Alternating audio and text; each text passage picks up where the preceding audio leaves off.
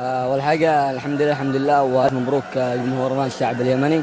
ونحن استحقنا المباراة، قدمنا مباراة يعني استحوذنا على المباراة وقدمنا أداء مميز في البطولة، وربك أكرم نحن والحمد لله حققنا البطولة. ونحن نلعب مش لاجل أنفسنا، نحن نلعب لاجل هذا الجمهور. الحمد لله الله أكرم نحن بأن نسعدهم والحمد لله. كابتن عادل، أحاسيسك بعد هذا الفوز، بعد هذا الإنجاز الثاني للمنتخب اليمني؟ والله قد شفت الإنجاز الأول، يعني فرحة ما توصفش.